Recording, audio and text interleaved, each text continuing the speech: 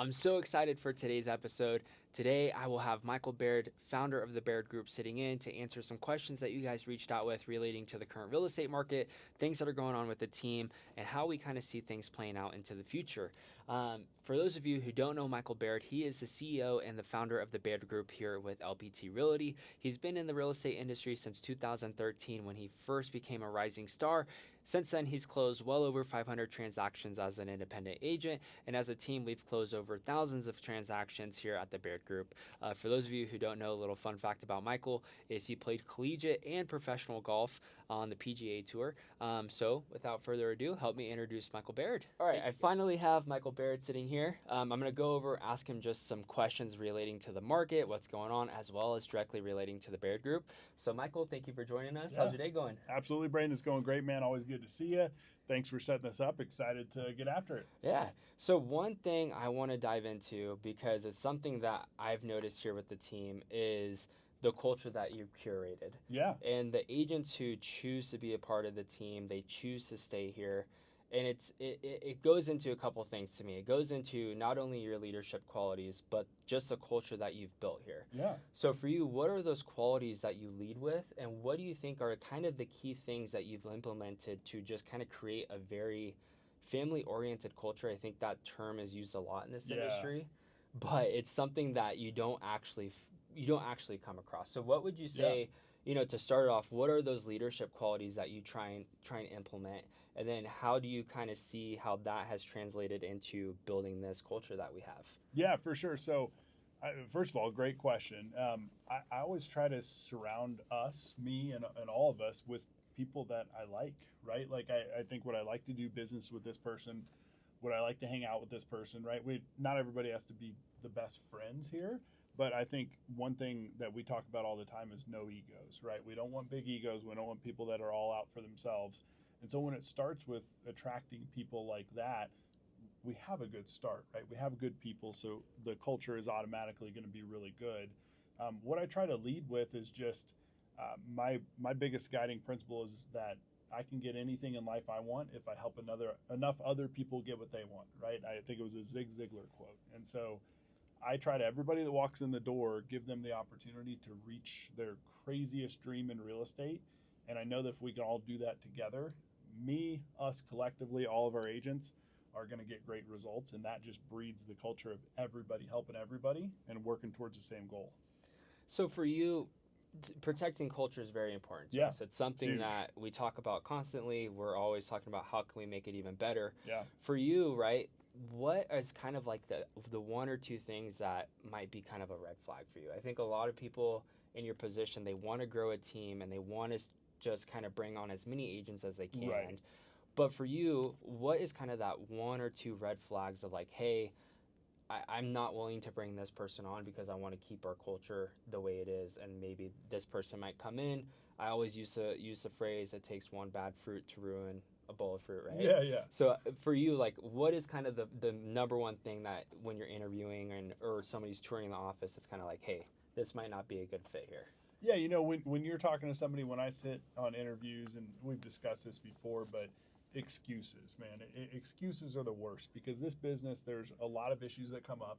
There's a lot of things that can go wrong, and a good agent is going to figure things out, right? So if you're going through a transaction and all you have to fall back on is excuses, your clients are going to hate you. You're not going to get good results. And so when an agent comes in and they say how bad their previous brokerage was or their previous team or whatever, I understand that no team, no brokerage is perfect. And so if they're saying that about their previous team, they're going to say it about us eventually, right? So excuses, blaming other people, honestly, those kind of just core principles are things that if people don't have that, if they are bad at that, they're not going to work here. Yeah. No, I totally agree. I think that, for one, right, the biggest thing in this business is people get into it for freedom, but they have to work hard. There's kind of a trade-off there. Exactly. So I'll kind of use that to transition into the next question. So the real estate market's been very up and down, right? Yeah. I think we're kind of a one-off in that we keep growing and we're doing more and more business year over year.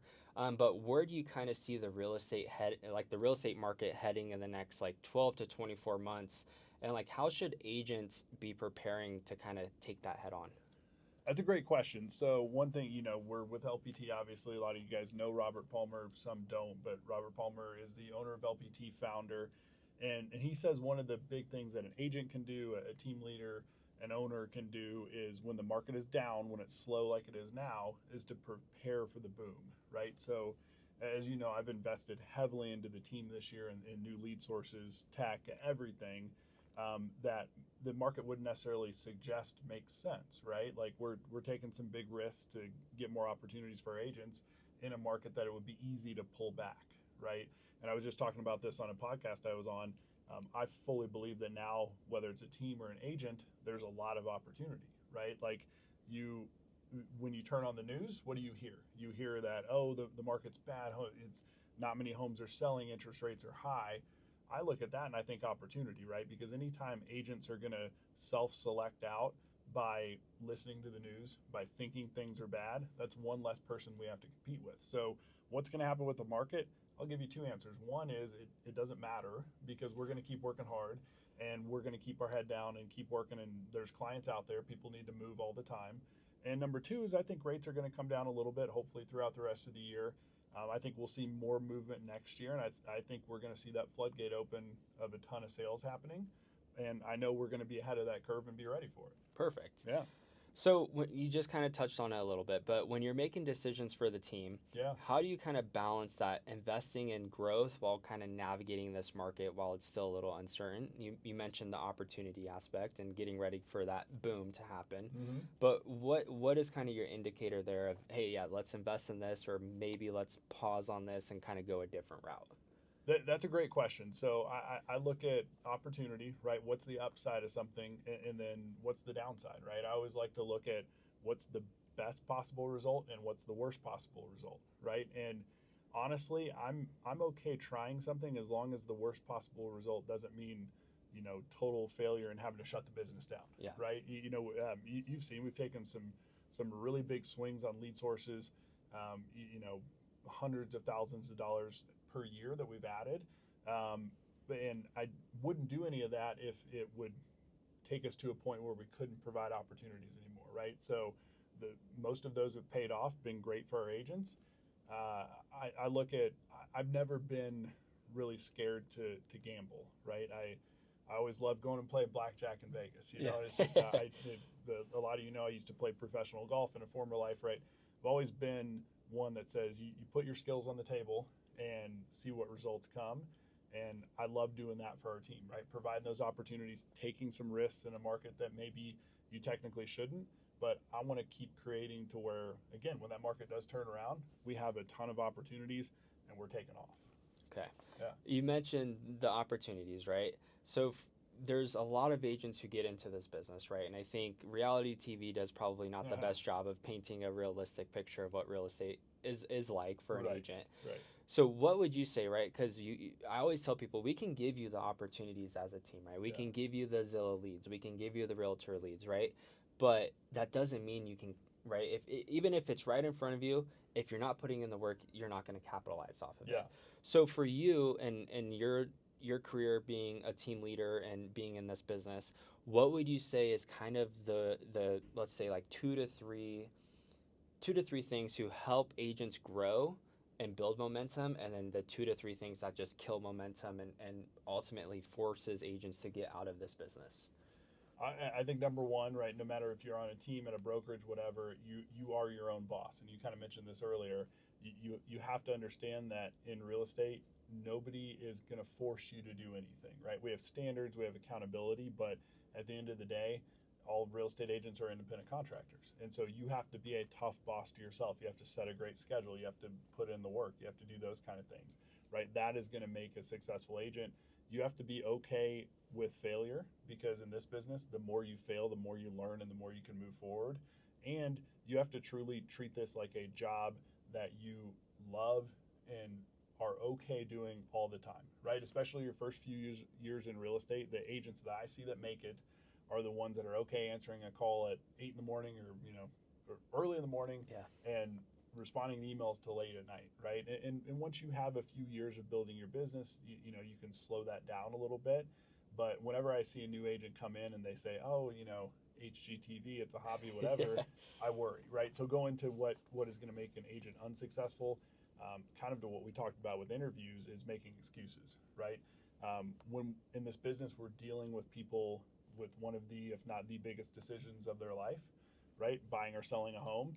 And so if we make excuses and don't go find results and don't get answers, that person's not going to want to work with us. Our business is going to shrink and die. And then self-accountability, right? Like, it doesn't matter if you're on a team, if you're doing it by yourself. If you do not hold yourself accountable, if you make excuses, if you let things ride, if you don't follow up when you say you're going to follow up, your business is going to shrivel up and die, and you're going to be that statistic of however many 85% of people that don't make it past their first 2 years. That's why that number is so high, because people don't do a really good job being their own boss. Okay. I only had one more question for Okay. you, but I want to throw one in Okay, here. okay. So for the agents who come in, they knock it out of the park, they have a great year, right? Maybe they come here, they go to another team, and they start building that momentum. As a national real estate coach yourself, and you work closely with Bill Pipes and G3 National Coaching, how would you say coaching has affected your business in a positive way, right? Because I think everybody, you can go on Instagram and you can see, there's multiple blueprints to be successful in real estate. Not one is perfect for each person. There's different routes. Right. How important has coaching been for you? And when an agent gets to a certain level, right, whatever that looks like, how would you advise them to take that on? Because I think it's something that, I wish I would have done when I was still an agent before I got into the leadership side of the business, was getting on a coach because of the accountability and the things that they make you think about things you're just not thinking of, right?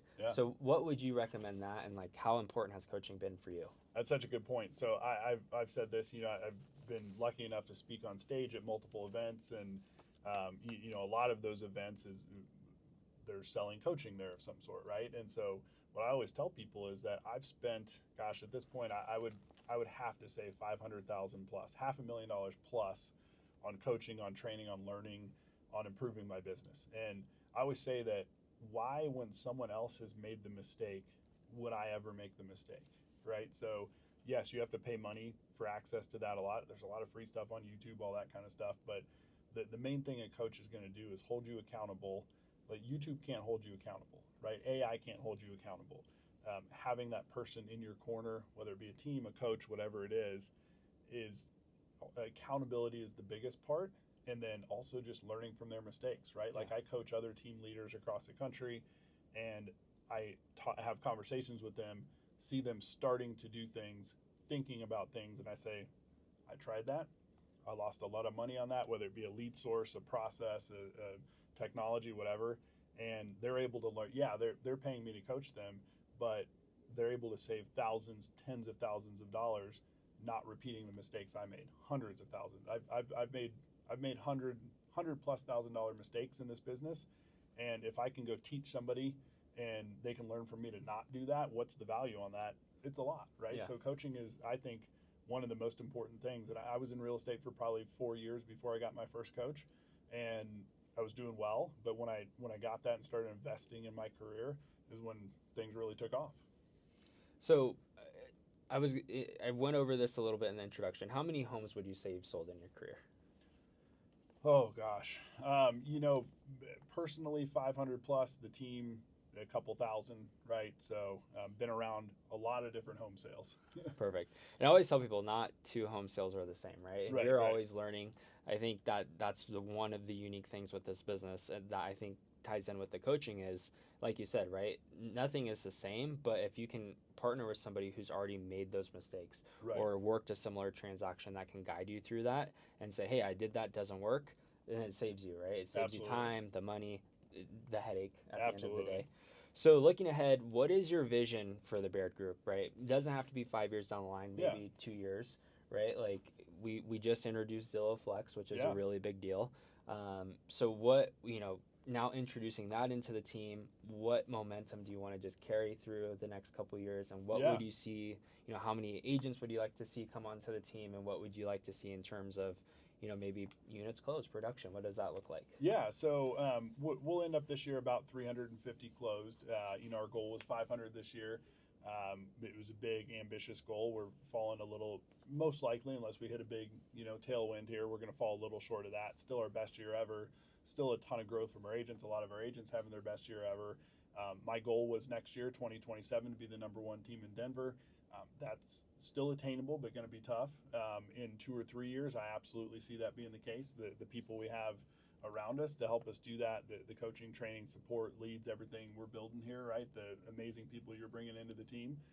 As far as number of people on the team, I always say that we have a ton of opportunities and we protect our culture, right? So I don't look at that as a number. I look at that as if you fit the culture and we have the opportunities there still, which we're growing the opportunities every day, there's going to be a spot. So I don't look at that as a minimum, maximum number. I look at that as if you're right for the team and we can provide what we say we're going to provide, there's a spot for you here and you can be part of soon to be the number one team in Denver and in Colorado.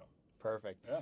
Well, that's all the questions I had for Awesome, you. man. Thank you for your time. I really appreciate it. For those, if you guys want to learn more about the Baird Group, if you want to learn more about what Michael does with coaching, go ahead. You can reach out, subscribe to the YouTube channel, and we'll keep teaching you guys everything that we're doing and teaching you guys about what's going on in the Denver market. Thanks, guys.